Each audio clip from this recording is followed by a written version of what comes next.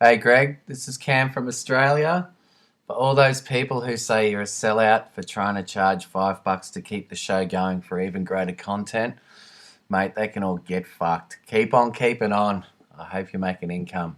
Cheers, buddy.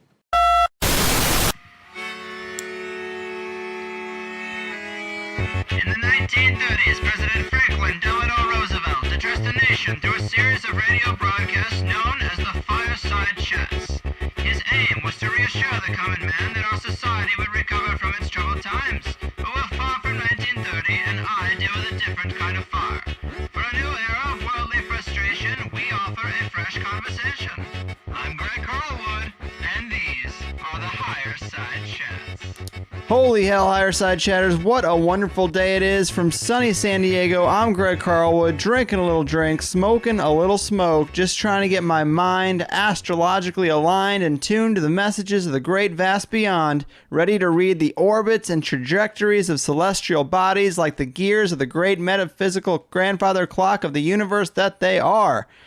Man, this is a show that has really increased the value I put on astrology, and it's a real blast. I hope you enjoy it. I'm running low on messages, though, folks. If you want to hear yourself on THC, just leave me a message on the voicemail app at thehighersidechats.com. I'm trying to start every show with one.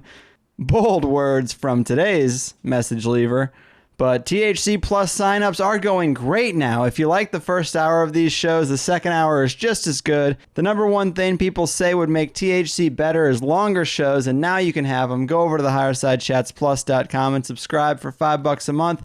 In today's second hour, Robert Phoenix does my birth chart, which is pretty interesting, and also the birth chart of Israel to extrapolate some astrological insight into the current and future state of the Middle East, and a ton of other great stuff. He also says that when he looks at upcoming astrology, Mars is going to square Pluto in the last week of August, and that is a very, very bad thing. To paraphrase him, he says something to the effect of August 25th and the few days before and few days after astrologically is primed for the type of negative event to happen where you always are going to remember where you were. So, wow, be on the lookout for that. And there's some more dates and readings in the second hour about the future that are pretty crucial as well. So I'm just going to unchain this beast of a podcast episode and throw it at you. And keep in mind that the Money Bomb is still going. I'm getting away from numbering the shows because we're going to be doing this for a long, long time.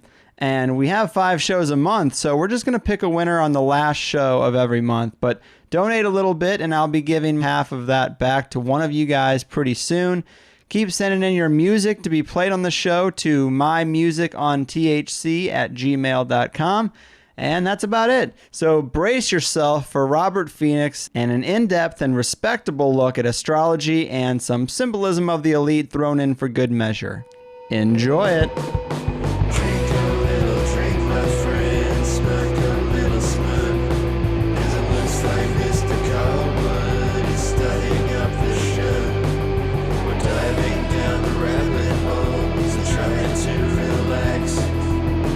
I hope you're ready for the Higher Side Chats. Folks, for many of us, it seems pretty clear that the shadowy elite have put a lot of effort and energy into astrology, numerology, and encoding the symbols of celestial bodies deep within pop culture. And although I love to recognize patterns and decode such strangeness, I have a hell of a time trying to understand why our friendly neighborhood cabal would have so much respect and reverence for some of these so-called secret sciences that I still find a bit silly when they don't even have a fraction of that respect and reverence for the planet or humanity itself. But rather than assuming I know better than generations of scholarly secret societies, today we're going to explore these fields and the mechanisms behind them with a man who knows them better than the back of his hand. Robert Phoenix has been doing tarot, astrology, and psychic readings for over 20 years and hosts several shows across the net, a weekly broadcast on Free Association Radio and a series on GaiamTV.com called The 11th House. Well, the stars have aligned and our fates have been sealed and ignorance is in retrograde today, and I can't wait to get down to it. Robert, my man, welcome to THC. Hey, thanks a lot, Greg. I love the name THC. That's pretty cool. It's a pleasure to be here and great to talk with you and delve into a subject that is near and dear to my heart and my mind. Yeah, man, this is pretty exciting. I have to thank one of the listeners, Darren, who got us linked up, and I'm pretty psyched. I'm definitely open to the idea of astrology, but there are some issues that I can't quite rectify that keep me from fully embracing it. Maybe they're misconceptions, but you've been at this so long, I'm sure you've dealt with many people who weren't quite sure what to make of astrology. So how do you kind of explain it to curious skeptics? Well, first of all, I try now. Okay. A curious skeptic is somebody who might have some interest Right. in astrology, or somebody who has a crack in the door open. I've long since abandoned trying to convince or enlighten people that have little or no interest in anything that's related to astrology or conspiracy or anything that they can't wrap their heads around from a rational point of view. I've just found it's a waste of time and energy, and it actually bleeds kind of our energy. And that doesn't mean that we have to, always preach to the choir. But I think for me, it's been a really interesting process of being selective about what I share and who I share it with. And I think that this has some tie-in in some ways to people that are engaged with secret societies. Because they don't share their energy or their secrets or their paradigms with people unless they trust them, or unless there's some kind of connection. And I'm not saying that the two are mirrors of one another, but it's an interesting kind of parallel. It's not that I don't want to share this with people. If you're open to it and you want to hear it, I have plenty to say and talk about. But if the door is shut, then I'm just not gonna waste my time. It's not worth it. Oh, of course. Yeah. So in terms of what I would share, I guess I would try to ask some questions about the person, and I would try to ask some questions about their life, and then I would try to make some astrological correlations between what I would know about their chart or their star sign, and then see if we could flesh out some meaning. I'm actually pretty good at guessing people's signs when I meet them. And there's a lot of sort of telltale clues with how you can get really close to a person's astrological sign. And sometimes if I can do that, which I would say I've got probably about a 70, 80% accuracy rate with that, then people are much more open to hearing about, well, if you can do that, well, what else can you tell me, right? Yeah. So it's kind of a parlor trick, but it can be pretty effective. And so what I would try to do is I try to build a bridge between something in their lives that happened and some kind of astrological phenomena. Or I would ask them, well, what is your birthday? And then again, right around what time were you born? And that might give me an understanding about what their rising sign might be. And then I can begin to talk to them about themselves. And if some people are open to that, then they can kind of roll with it and say, well, what else can I learn about this? If they're not open to it, then we're going to go talk about cars or baseball or women or whatever, Yeah, I hear you. I guess for me, I just have a hard time rationalizing that you can extract so much information from those little things, or I have a hard time figuring out why the elite do care about these numbers and do care about astrology, because I mean, it almost seems to me from my perspective like it's clear they care, but is it like a superstition of theirs, or is this a real magical tool? Is this a real tool of control that they use? It's tough for me to really know, but we were talking a little off air about your particular brand or style of astrology, and it seems actually a little bit different than what I would have thought. So maybe go into that a little bit and tell the people what astrology is to you versus maybe some of the more modern misconceptions of it. Well, I practice a pretty basic form of astrology called Western Mundane Placidus. So this is based on the 12 signs, and the spiritual and the scientific or the astrological inheritance of Ptolemy. Ptolemy lived in Alexandria, and he was an astrologer and an astronomer, and he wrote two really important treatises the Tetris Terribilis and the Alchemist, and one has to do with astrology and the other has to do with astronomy. So he was a map maker. He was brilliant. Ptolemy was brilliant. And everything about Western modern astrology comes out of Ptolemaic, sort of understanding of the universe. And he set the astrological new year or calendar on 0 degrees Aries, and that's when the astrological new year begins. And then there are 12 signs across the ecliptic that we follow with 30 degrees for each sign. Thus, we get 360 degrees in the entire circle. The calendar used to be 360 degrees as well. And then, of course, 360 days. And then they shifted that and they added the extra days and made it a 365-day calendar. But the original calendar was an astrological calendar. So this is the system that I follow, and most modern astrologers actually follow this system as well. Now, there is another system called sidereal astrology, which is based on the constellations. And there are 13 constellations, and it changes things from a 360-degree system to actually a 230-degree system and 13 signs. So what happens with that is now we have to take into account the 13th sign, which is the sign of the serpent, Ophiuchus, and then everything gets pushed back a little bit through sidereal astrology. And now we're dealing with parts of Virgo being parts of Leo, parts of Libra being parts of Virgo. So everything shifts, and it's connected to Vedic astrology and Jyotish astrology based on the number of degrees and signs, etc. So it's different. So it's practiced by a different group of people.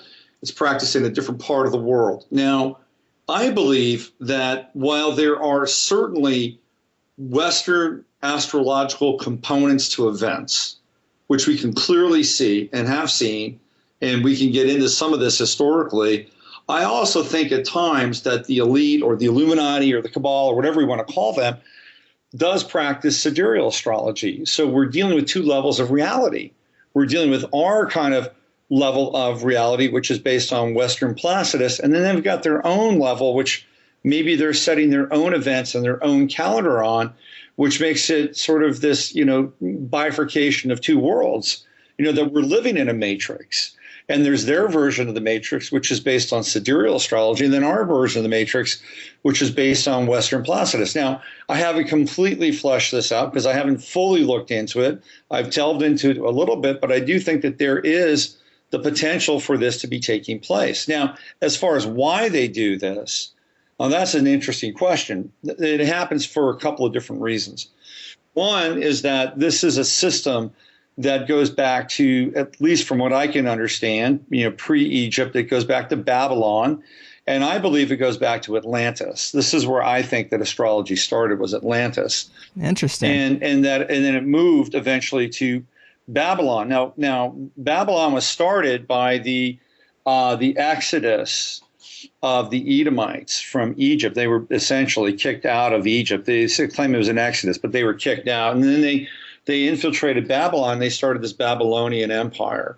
And of course, that's where Solomon reigned supreme. And then eventually we have Solomon's temple in Jerusalem, and it all happens in Babylon. And I think what occurred is that there are the twin pillars of wisdom, right? So we're talking Boaz and Yakin, which came essentially from Atlantis, that the scrolls of Atlantis, the knowledge of Atlantis, or the antediluvian culture that might have been even planetary and not necessarily connected to just one continent.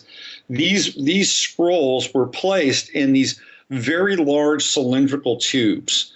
And these tubes actually were able to survive the deluge and the flood. And they eventually washed up on somewhere in North Africa. And I believe it was probably eventually they made their way to Egypt. And so these scrolls were brought into being in Egypt. The knowledge was transferred from Atlantis to ancient Egypt. And so we have this Atlantean technology that comes into play. And eventually that technology, probably even with the Ark of the Covenant, makes its way to Babylon. And part of that technology was astrology. And part of that technology was the ability to contact other forms of intelligence interdimensionally. And this is when we get into things like the Kabbalah and the Tree of Life and sacred geometry and sacred numbers and the Necronomicron. These are the portals and the gateways to interdimensional communication. Now, when you get into that realm and you get into that place, you wind up contacting fairly dark entities. You wind up contacting these kind of lower level fourth and fifth dimensional entities, and you are able to have these relationships and connections with them based on the ability to stay within the magical circle, which is sacred geometry. So you stay in your magical circle and you have this dialogue with these beings, and you try to extract information from them. This goes all the way back to Babylon. This is where the practice was started. And so what happens is that as a result of this kind of interdimensional communication, there is a whole system of magic. And much of it, to be honest with you, was black magic, which evolved out of Babylon. And some of that became part of what we would consider the realm of the secret society, or the Freemasonic or the Rosicrucian realm, which was eventually rediscovered by the Knights Templar and brought back to Europe.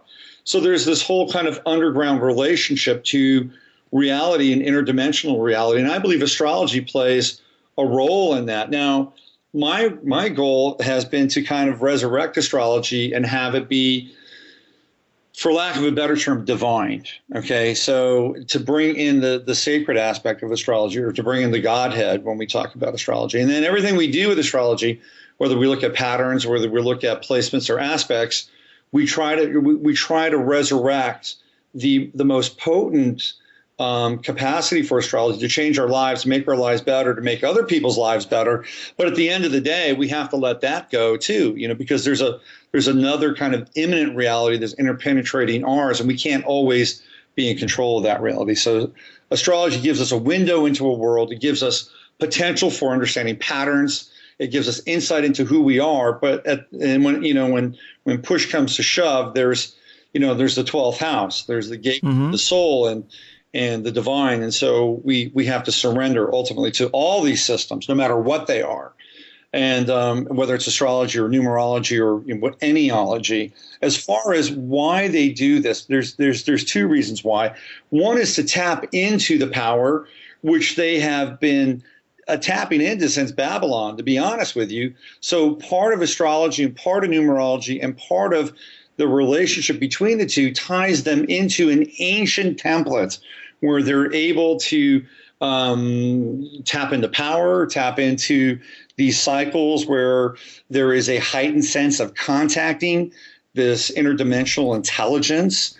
That's part of it. Another part is that they're obsessive, and that they need to leave clues. They need to tell us what's happening. They need to show that they're smarter than us by putting these patterns out there, hiding things in plain sight. This is what they're great at doing, whether it's movies, whether it's events, whatever it is. It's like, here we go. Here is the clues that we're behind.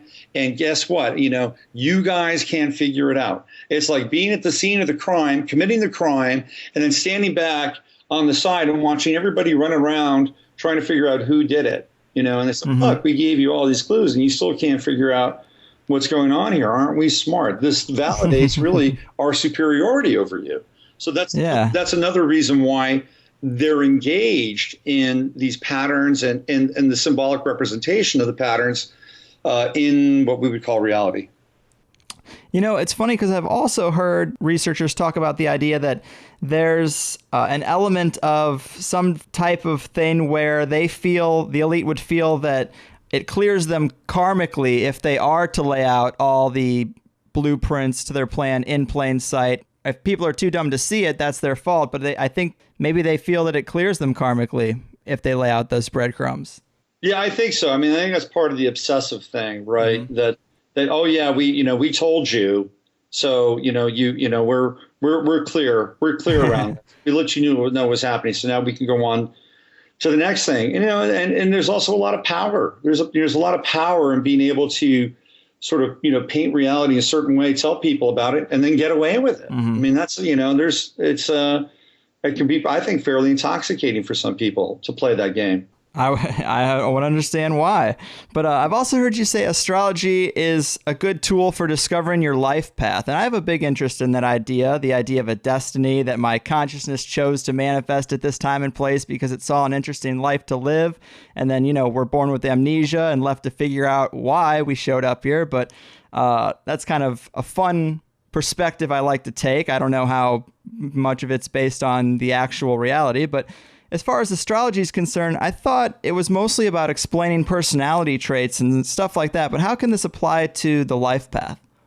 Well, that's a great question. And I'm a big believer and fan of evolutionary astrology. And I do believe in the concept of reincarnation, and that when we decide that we want a body, that we have the opportunity to look at who we're going to be participating with and the life lessons that we're going to have in our life with certain people, especially our parents, which are primary life lessons. And then we hopefully can have some kind of interdimensional contact with those people so that we can come in at a particular time. And I'll share with you some personal experience because I think it's the best way to share. Sure. When I was actually living in San Diego, which I know that's where you're broadcasting from. Yeah. I was living in San Diego, and at the time I was living in corporate housing in the UTC area with my then wife at the time, and she did not really want to have kids. We got married. We got married very quickly, by the way. We got married in a Las Vegas wedding. And so we were on this interesting kind of fast track. It was like the universe was pushing us along. And we were in this temporary housing waiting for our escrow to close. And she went to go see a hypnotherapist to deal with her smoking and being overweight, right? She goes to see this hypnotherapist, and about an hour and a half later, she comes back to me and she describes her time at the hypnotherapist briefly. And then she says to me, "Do you want to have a baby?" And I said, "Well, yeah, sure." And I'm thinking philosophically. And she said, "No, right now." And I'm like, "Oh, that's interesting. All right, well, let's go have a baby," right? So for the next 2 days in this time period, both of us felt this energy swirling above us as we, were in the act of having a baby or making a baby. And I knew it and she knew it. And we were having a communication with our son. And he was contacting us during this time. Wow.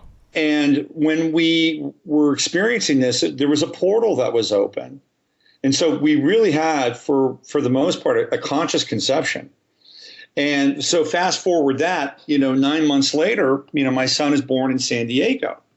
Now, when you look at his chart, it's really fascinating because his moon is in Libra and my moon is in Libra. So our moons are conjunct, which means we have a great deal of simpatico.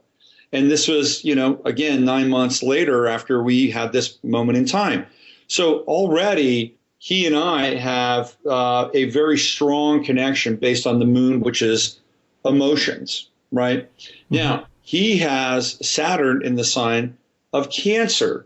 And Saturn is about form. It's about discipline. It's about structure, and the Cancer is the mother.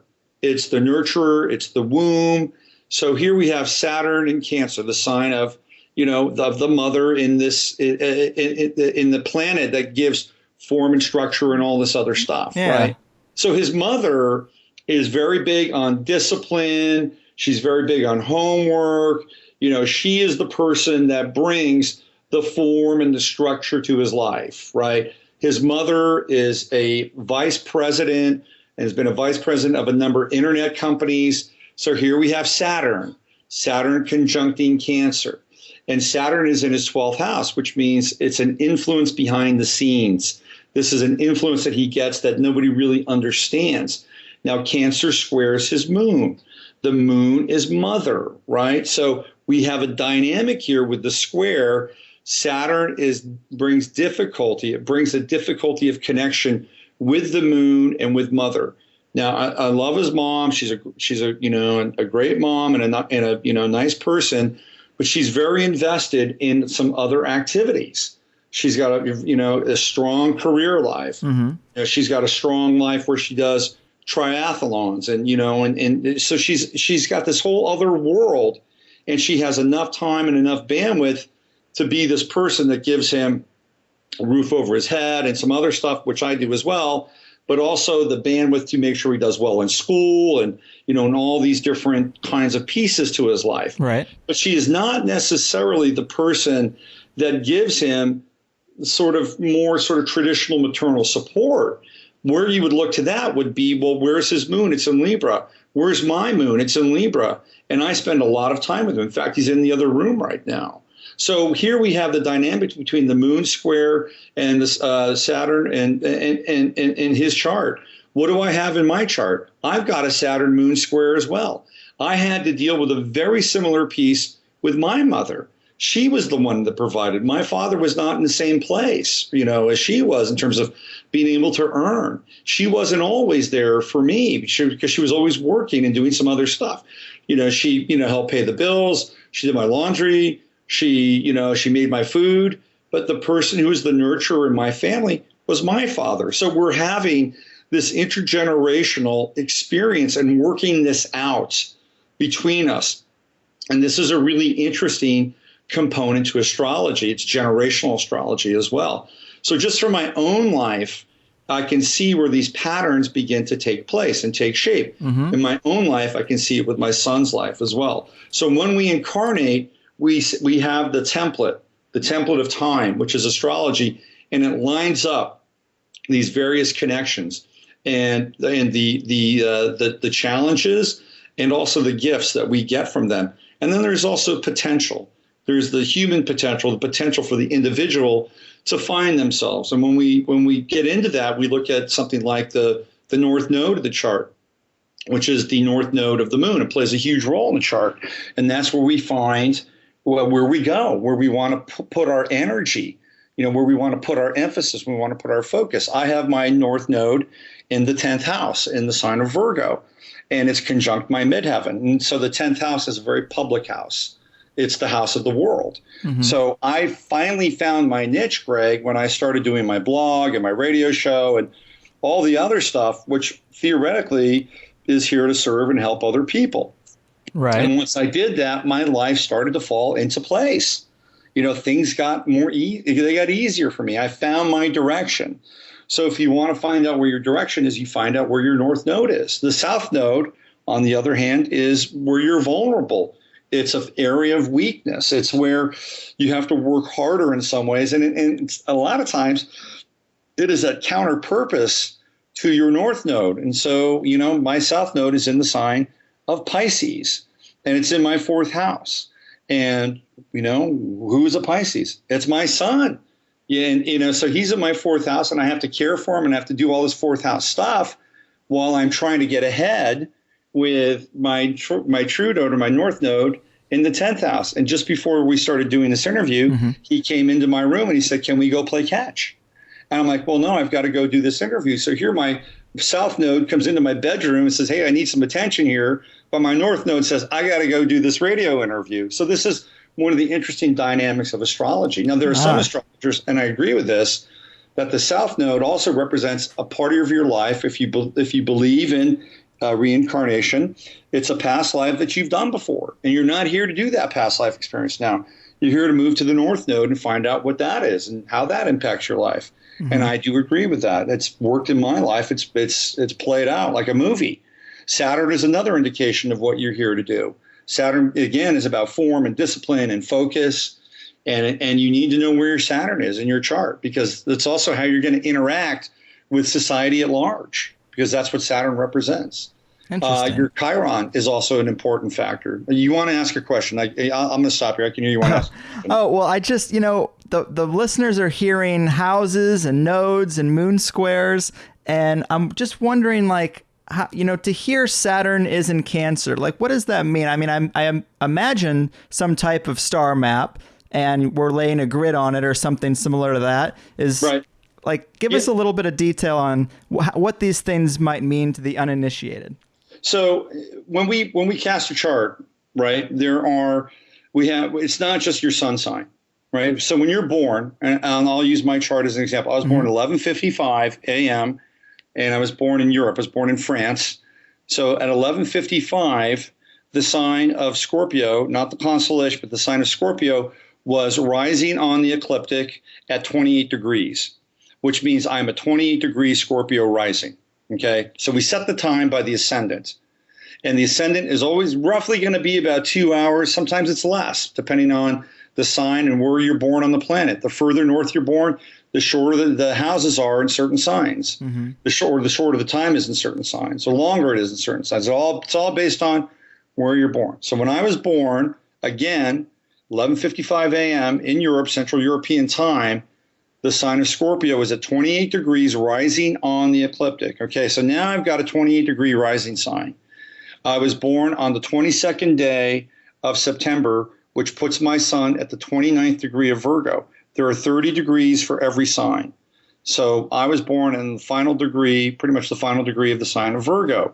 That places my sun all the way up near the top of my chart. Since I am a Scorpio rising, the opposite would be Taurus.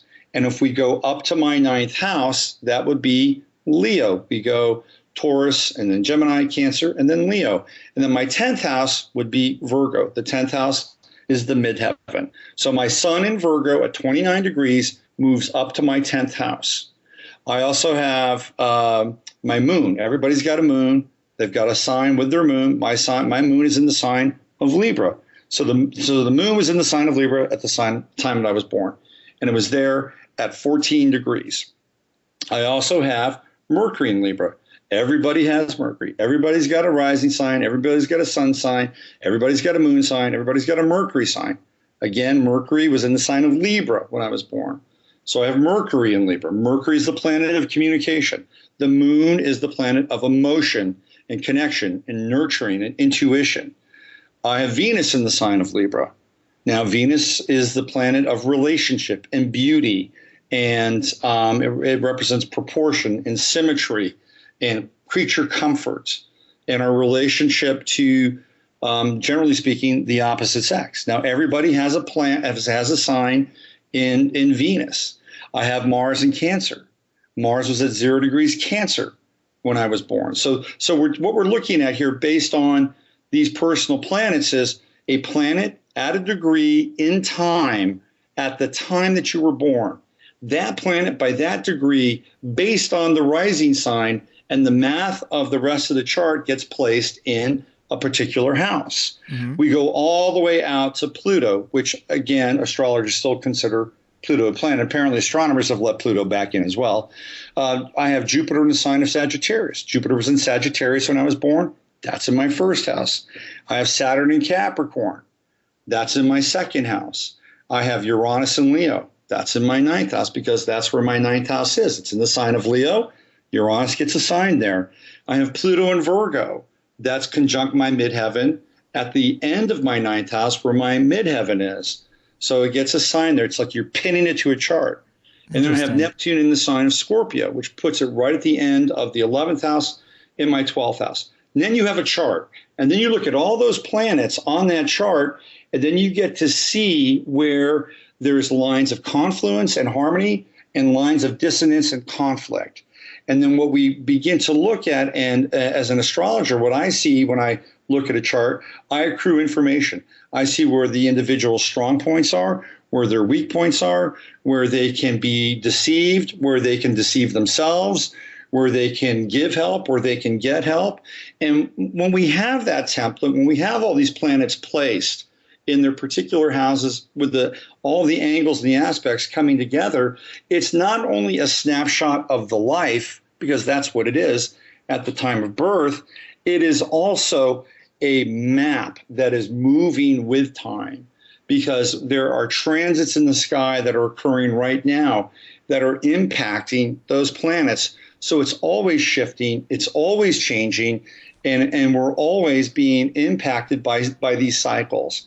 And I have found over time and through my work, and I've done thousands of readings, that these cycles are very they're pretty pertinent. They're pretty real. You know, I mean, I went through something this last weekend which kind of blew my mind, to be honest with you. Let's go back to the 12th house, right? Currently, Mars is in the sign of Scorpio. It just went from Libra, and now it's in the sign of Scorpio. And Mars is the planet of action and dynamism and will and expression, and Scorpio is the power of the underworld. You know, it's very shamanic. It's Hades. It's intensity. It's depth psychology. It's the taboo. It's sex, right? That's Scorpio. So when Mars moves into Scorpio, we're dealing with power, issues around power. On a global level, we'll begin to see more overt power moves start to take place with Mars and Scorpio. From an individual level, we'd have to look at the chart and find out where Mars is in the chart, in any given person's chart. So this weekend, my son played a baseball tournament in Texas. I live in Texas. And there was a coach in this baseball tournament. It was very hard on my son. And he'd been hard on him most of the season, and hard almost in the sense that it was personal in some ways. And I found out that this coach has Mars and Scorpio. I found this out months ago. And one of the things that I had in my own life was my father had Mars and Scorpio.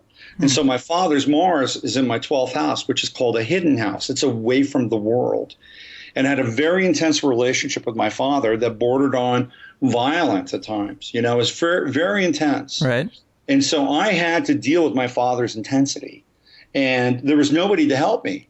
You know, I was kind of alone and adrift in a very intense one-on-one entangled and karmic relationship with this guy. And I was a little kid most of the time, too. So it was kind of intense for me. And my son was going through something very similar with this baseball coach who had kind of singled him out and was riding him psychologically and being very hard on my son. And my son was complaining to me, and I had to talk to him about it. And I had to watch the coach, you know, to make sure he wasn't crossing any lines. But I said to my son, it's like, look, you're going to run into people like this in your life, and they're going to be an adversary for you. And let's try to turn them into a worthy adversary. Let's try to learn from this. Let's try to bend and not break.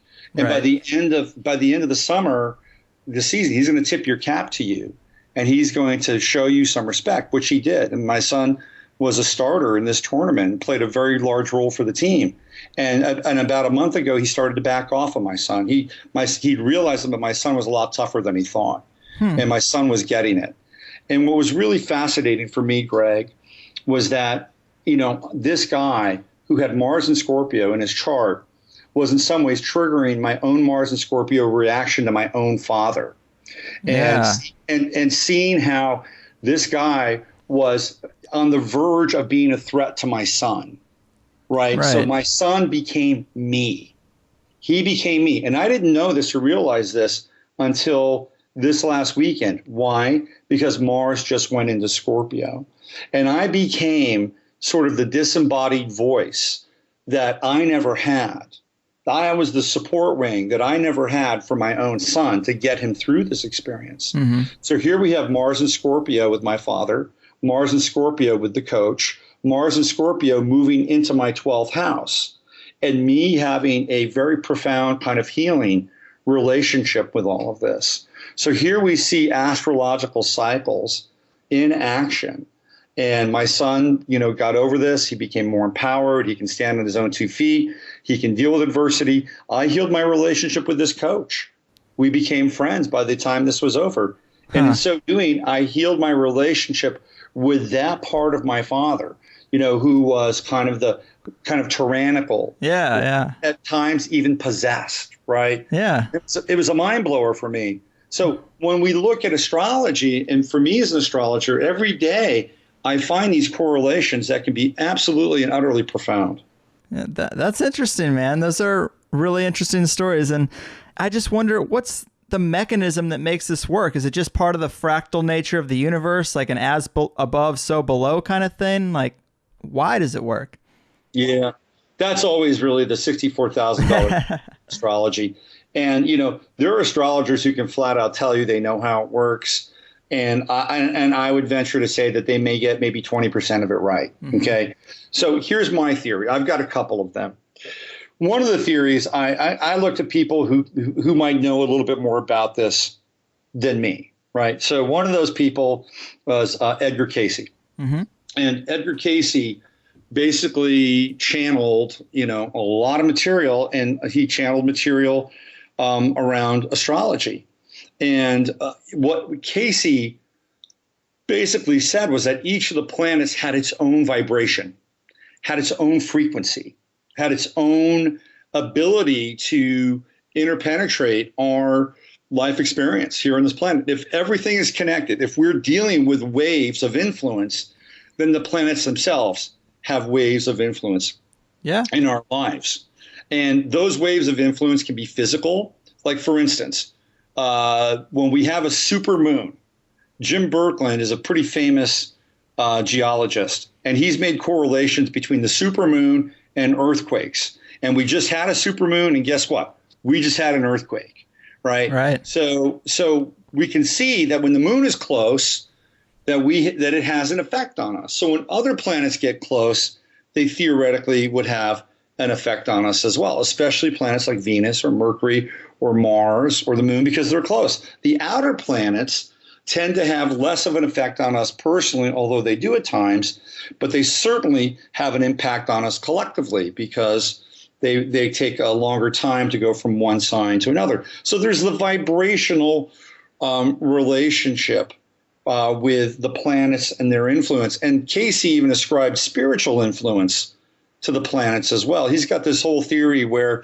when you pass on, you go to the various planets and you study on these planets. You get to learn things. And then you bring back the incarnational energy from those planets, and they're actually hardwired into the chart.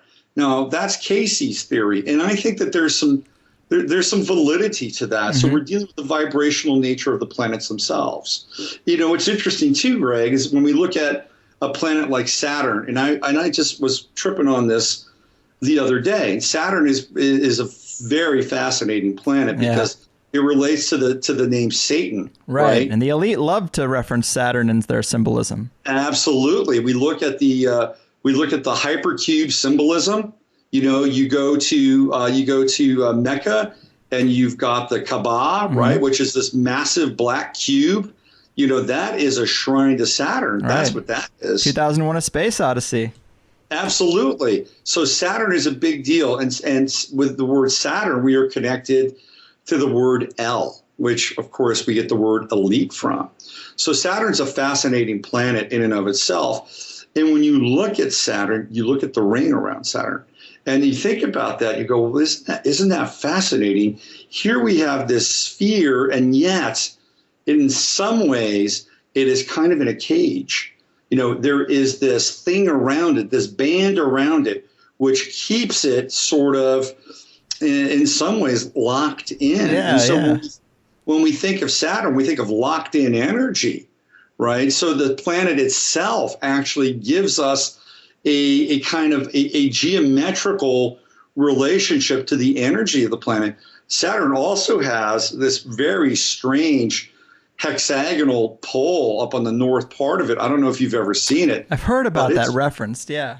Yeah, there's a and it rotates, and there's massive storms in this hexagon, right? This piece of sacred geometry up at the top part of Saturn. So the planet itself gives us this interesting symbolic representation. Pluto is very close to being the second sun. It's primarily gas, and it's very expansive. When we think about Pluto, we think about Jupiter, and Jupiter is connected to Jehovah, and Jehovah is connected to Yahweh. So here we have Satan and Yahweh right there with Saturn and Jupiter, right? Very interesting sort of relationship between the two.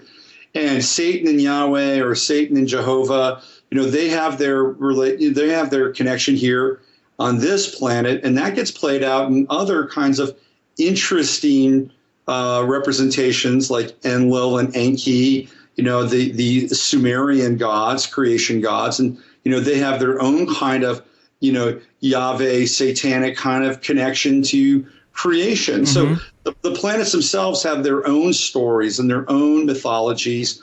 And those mythologies, I think, also influence, how we feel and how we think and how we react. So that's another kind of sort of, realization or some kind of answers to how this stuff works. Another version of this is, and this is something I also ascribe to as well, is that it's a matrix, man. And we have been playing with astrology since Ptolemy and probably before that. And so as a matrix and as a system, we have invested a lot of time, a lot of attention, a lot of energy, and it becomes in some ways a self-perpetuating system. Yes. So we have helped create that with our own intention, right? I get that. So that's another reason as to why it's a program. And so we're dealing with a program as well. So there's a number of different vectors as to how or why this works. There's also the kind of the Jungian piece around synchronicity and the collective unconscious. Right. And this is another kind of window onto the collective unconscious and synchronicities. And synchronicities are a huge factor in astrology. So there's a number of different ways that we can come at this and begin to get some kind of idea as to how and why this works. Now, you mentioned synchronicities, and I wanted to ask you about the Chinese Zodiac, because you wrote one piece that I really loved, and I've been kind of talking about this stuff as I picked up on it here and there for a couple of months now, but this is the year of the horse and the Chinese Zodiac, and there seems to be a ton of fascinating and strange coincidences or references to the horse or Neptune that are going on this year. And I wonder if it's that same thing. Is it manifesting because in our collective unconscious we're thinking year of the horse, or is the elite just trying to make some dots connect? But there seems to be some strange things going on, and I wanted to see if you would talk to us about that a little bit. Yeah, well, it's fascinating because it all really kind of got kicked off just around the Super Bowl with the Denver Broncos. Yes. Mm-hmm. And of course, the Broncos are represented by a horse. And then we had, the Super Bowl being played in New York, which was really unusual. It was the first time that it's been played in New York. And just before the eve of the Super Bowl, Philip Seymour Hoffman died. Mm-hmm. And he died with a heroin overdose. And the street name for heroin is called Horse. And there's a lot of really interesting kind of horse connections around that time as well. Katy Perry, I think the week before, had debuted her video. The name escapes me. Dark Horse. That's right, Dark Horse. Right at the same time. Now you have to ask yourself, right? Is this something that's programmed? Mm-hmm. And I would have to say 100% absolutely. Now, did somebody sit down in a room and say, hey, we're going to kill Philip Seymour Hoffman the night before the Super Bowl, and it's going to have all this esoteric meaning? Not necessarily. I don't think that that's the case, although I do think that there are events where people are killed during certain times, and JFK being one of them. Yes. But I think that when we get into these vectors, and these vectors have their own kind of energy, their own templates, and their ritual vectors. And that's when they get energized by either astrology or numerology. Now, the Chinese piece is fascinating because the year of the horse the horse itself is considered to be the sign of Gemini in the West. And the rat is considered to be the sign of Sagittarius in the West. And I get into a lot of symbolism in my work around the sign of Gemini, which is about polarization. Mm-hmm. And we are living in the time of deep polarization. And the polarization piece it's intentional and being programmed so that at some point in time there can be an exerted effort to bring the polarized factions of the world together and have one unified system. Mm-hmm. Yeah. The only way that unified system works is when polarity is at an extreme. Because if polarity is not an extreme, people will not necessarily recognize that. And so when we have this one unified system coming in to save the day, whether it's the New World Order, the North American Union, whatever that is, it exists because the polarity is so intense. That's interesting. And so when we have the year of the horse, what we have is we have the year of polarity. Yeah. Because it's translated into Gemini in the Western system. And in the sky, right, we have what's called the galactic center. And the galactic center is right around 28 degrees Sagittarius right now. And it's been the galactic center moves very, very, very slowly. So the galactic center is at 28 degrees Sagittarius. Well, what's on the other side of that? Well, it's Gemini. So if you want to tap into something that splits us apart or makes us have these, fractionalized factions, you would want to tap into the other side of the galactic center in Gemini. And there's plenty of Gemini symbolism in the world that is, pretty profound, to be honest with you. When the Twin Towers went down, I mean, that was a Gemini called Vent. Yeah, right? And I wanted to talk to you about that, but I wanted to throw just a couple more logs on the year of the horse fire that I thought were interesting because it comes up to a current event that I wanted to ask you about. But Neptune is the god of the sea, but also the god of horses. So we see a lot of Neptune stuff. There was a Neptune statue at the Olympics. You could consider the premiere of Noah to be some manifestation. Very Neptunian. And also Malaysian Airlines, they have a trident symbol, and the trident is, of course, tied to Neptune. And I was curious if you had any more details as to that strange connection. The Malaysian Airlines, we see one plane missing, one plane crashed. Something definitely seemed to be up. And I know you've looked at that from an astrological standpoint. I wondered if you had any kind of insight to it. Yeah, what's really interesting is I think this whole Neptunian piece actually started with the running aground of the Concordia. And the Concordia is in the news right now because it's finally being righted and being taken to a scrapyard. Right? So the ship I'm talking about, right? Now, the Concordia, to me, as an event, represented the end of the age of Pisces, which is ruled by Neptune and the sea.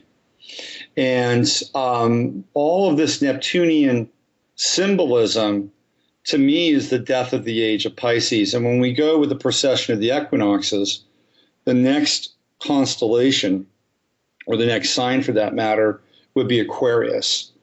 And so what we're seeing here is these events which signal the death of the age of Pisces, because the powers that be want to move us into the age of Aquarius. When we move away from the age of Pisces, we move away from the age of Jesus, because Jesus, represented self-sacrifice, compassion, love thy neighbor, the relationship between man and deity.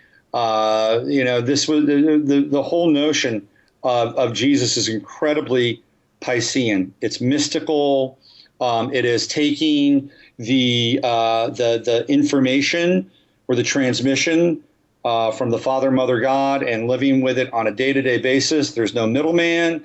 There's just you and it, right? That's what the life of Jesus represented in a lot of ways. Now, where we're headed is the age of Aquarius, and they are trying to create a formal end to the age of Pisces. And the age of Aquarius is very, very different. On one level, it's kind of cool, right? It's like, hey, we're all one. We recognize our oneness.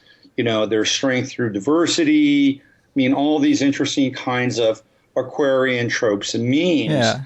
But there's a dark side, a very dark side to Aquarius. And I talk about that in my work. And it's kind of unpopular in some ways because people call me cynical because I'm pointing out the shadow of Aquarius, which are things like transhumanism, the inception of robots into our culture, science gone too far, cloning, RFID chips, the Borg mind, which is being connected to a massive supercomputer through RFID chips and technology. These are all very Aquarian notions. Ray Kurzweil, the new god, the new transhumanist god of the Aquarian age.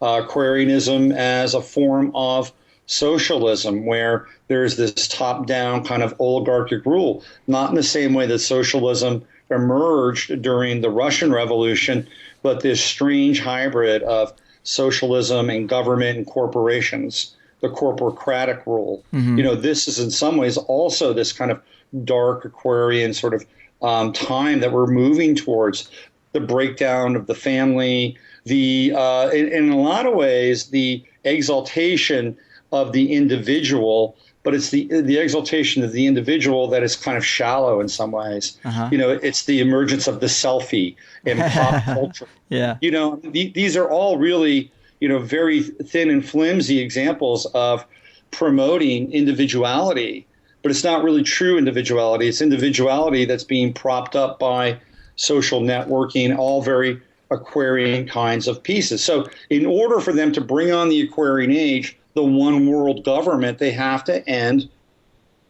the age of Pisces. They have to kill religion. They have to dismantle Christianity. And so this Neptunian symbolism that comes into play is a sign that that's happening. What they're doing, so if you look at, right, let's take the Malaysia flight. Sure.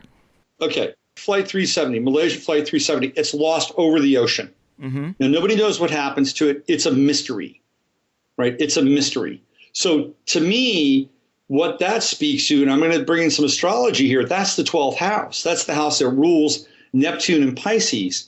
And when we talk about the 12th house as an astrologer, we use language like hidden and hard to know and mystery. The 12th house is ruled by Pisces and oceans and opium and alcohol and insane asylums and prisons and brothels and hospitals, all these institutions that we cannot wrap our heads around because we don't see them. So when 370 went down or out or whatever happened to it, it literally evaporated into the 12th house, a complete mystery. But it was Pisces, though, because we see the Neptune, we see the trident, we see Neptune in the trident, and again, lost over an ocean.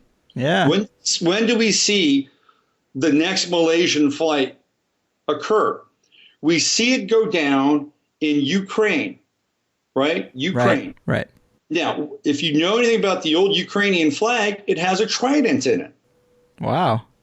It has a trident in it. And it goes down. It hits the earth. It comes crashing down. There is death. There is destruction. They talk about the bodies on board that flight being diseased and, corpulent. Right, yeah. They were dead way before the plane was shot. Dead way before the whole thing, right? So this is a death ritual. This is a death ritual. And we have to look at Neptune and Pisces as a result of this. And what are they trying to do? Well, they're trying to pin this on Russia. Right. This is a Piscean scapegoat kind of tactic and strategy. So while they're crashing this Piscean symbol and turning it into death, they're also employing this Piscean Russian scapegoat thing, like Jesus is the scapegoat, right? So Putin is the new scapegoat, Russian is the new scapegoat, and now we get to maybe have a nice world war around that. and what is advancing all of this? It's the media. The media is advancing this. Television is advancing this. That's an 11th house medium, by the way. We're talking about this right now through the internet, which is an 11th house medium. So, there's a lot taking place and taking shape around this that is very Aquarian as a result of it. Now, the whole goal here is to completely dismantle the Piscean age, to get rid of it, to get rid of the notion of Christianity or Catholicism, lump a few other religions in there as well. And then we have a new age, which is an Aquarian age, which we're all one. We're all living under a banner of a new world order or whatever that thing is. We're all connected through technology, and we're all tracked by technology as well, via the NSA or whatever. So there's no escaping. Technology becomes our new God. It's kind of like in the Piscean age, you couldn't get away with anything because God was omnipresent and omniscient and looking everywhere at who you are and what you were doing. But in the Aquarian age, that God's been replaced by the eye in the sky or the mic in the box. That's the new God. So if you're going to sin or you're going to do something that is contrary to the modern template, well, it's going to be found out about, and you're going to suffer some form of trial or some form of retribution. Maybe you go spend purgatory in some FEMA camp somewhere. So these things are getting translated now to the 11th house in Aquarius. Mm-hmm. It's fascinating to see what's taking place. And people will go along with this to some degree if they are enticed long enough to do so, right? Mm-hmm. They're either going to be coerced or enticed. And the enticement is through technology and cool shit. Make it easier, make it faster, make it more fun. Yeah, I'll go along with it. Oh, give me a chip if I can speak 5 different languages. Turn me into a zombie and whenever you want, but let me speak 5 different languages, whatever that thing is. Right? Yeah. So, but is that really the new Aquarian age? I posit that there's something else. Right. There's a different kind of Aquarian age. Yeah. That is based on really different kinds of values of self-determination mm-hmm. and one's own personal liberty, and that everybody gets to have a shot at it. Not, and what's really weird is that, there would be this theoretically synthetic version of oneness, but there's always going to be a top-down relationship, right? Mm-hmm. There's always going to be somebody running the show. Right. That's the way it was in communist Russia, or even to this day, this weird hybrid of capitalism and communism or socialism in China. There's guys running the show there. Yeah. So it's not like it's going to be this full-on kind of, Garden of Eden party, with rainbows and unicorns in the 11th house. So I think there's a different kind of reality that we can have. And I think right now that it's a war perception and a war of reality when it comes to this Piscean piece. There's other Piscean, Neptunian horse stuff going on as well. If you go to the One World Trade Tower, which is the rectification of duality in the whole one world symbol, right? Yeah. They've used portions of the World Trade Center which look like tridents inside of the memorial, the 9/11 memorial. Mm-hmm. So here again, they're kind of, they're resurrecting Neptune and turning Neptune into kind of a spiritual relic in some ways. Yeah, that's super interesting. I actually had a guest on not long ago, Kent Bain. He wrote a book, The Most Dangerous Book in the World, and it's all about the Twin Towers and the occult symbolism in them. And he actually says there were tridents in the original Twin Towers, which that almost alludes to the very scary idea that they might have been built with sacrifice in mind from the beginning. Yeah, I actually did a lot. Yeah, I did a lot of work on 9/11 at one point in time to try to really wrap my head around it, looked at dates and numbers, and to the best of my knowledge, the Twin Towers were mostly hollow for the most part. They had offices and buildings on the upper floors, but the buildings themselves were erected to fall at some point in time. Yeah. And if indeed and I would have to look at sort of what was happening architecturally then, but if those tridents were a structural anomaly, then I would say that your author is correct, and that it was part of an event and a system that would go down in time. Well, let's stay with this a little bit, right? Yeah. So I picked up a post that I did, which was 9/11, Jesus' birthday, Summer of Love, and Jupiter in Cancer. Yes, I love that one. That's a good one. And I did a show on Gaiam TV where there are certain people inside of the Christian community who believe that Jesus was not born on 12/25, and I would agree with them, by the way. I don't believe that is the birth date of Jesus. Mm-hmm. To the best of my knowledge, from what I was able to kind of wrap my head around, 9/11 looks like the actual birth date of Jesus. Wow. And if you go back in time and you see all of the events that took place on 9/11, whatever 9/11 it was, through history, those events would absolutely blow your mind. Yeah. And I did a whole list of, I don't have them in front of me, but there are quite a few of them. And obviously there were a number of atomic explosions that happened on 9/11. So, when they do these above ground tests, and some of them were below ground, these atomic explosions did a couple of things. If they were below ground, my sense is they were like hollowing out massive areas for deep underground bases. Yes, yeah, they definitely have those.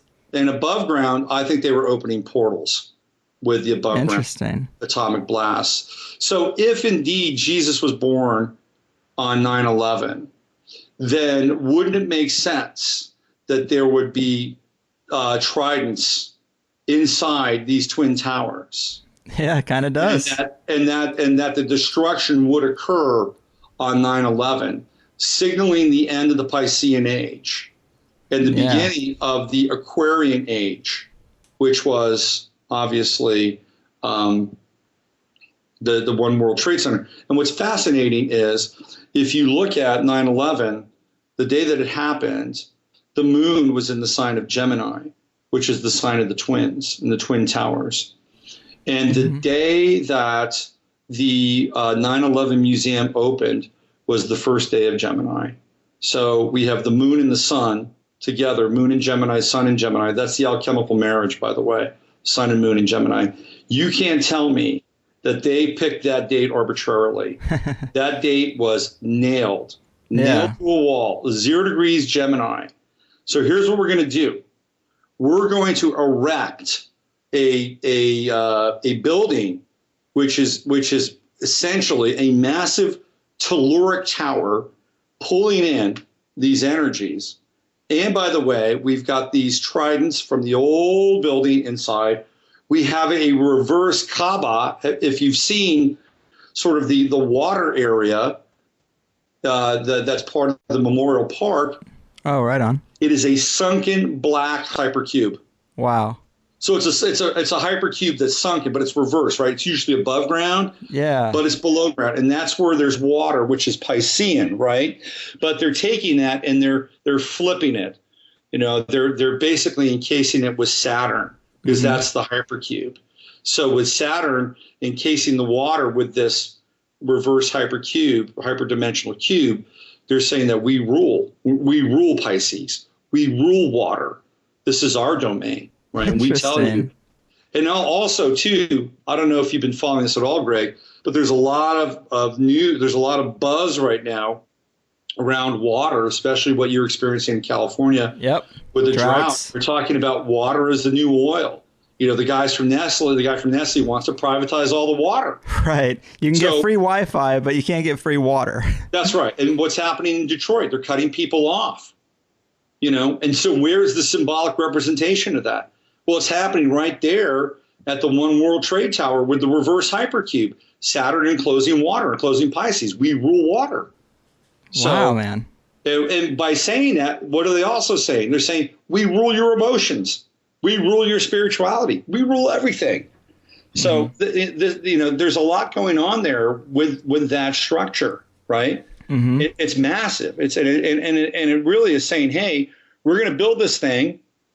We're gonna build it, and it's going to represent this one world experience that we have all planned out for you, and we're going to put it on the first day of Gemini, which means that we're screwing with you because it's still about duality, but you don't know that. We're still playing with this whole meme, and yet we're trying to bring you into this kind of this manifestation of this synthetic oneness. Right. So, there's a lot going on with this whole Neptunian kind of horse-related stuff. It's very, very powerful. Very awesome, man. This has been one of my favorite shows. Your passion is very contagious, and I'm super intrigued about astrology, even more so, to give it a more serious look and maybe do that groundwork of knowledge that's really necessary. But man, there's so much more I'd like to talk to you about in terms of movies and Hollywood celebrities and alignments and dates. So hopefully we can do this again sometime because I really enjoyed your talk. But before we go, you want to give people a little more knowledge about your website and your work and where they can keep up with you? Sure. So my website is robertphoenix.com, and that's where I do my blogging and I write. And I did a 23 episode series for Gaiam TV called The 11th House, where a lot of these ideas are talked about, and there's great visuals.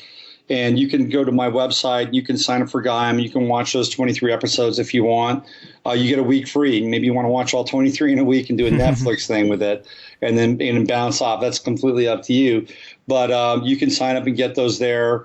And then I have my radio show, which I do on Mondays, called Free Association Radio. Actually, Mondays is 11th House Radio. And then on Fridays, I do the Friday Farcast, and they're all part of Free Association Radio. And I interview guests like you do on my Friday show. So I put on a different hat. But for the astrology stuff, it's Mondays, my radio show. You can find that on Blog Talk, my blog, robertphoenix.com, and I do some stuff on Facebook and Twitter.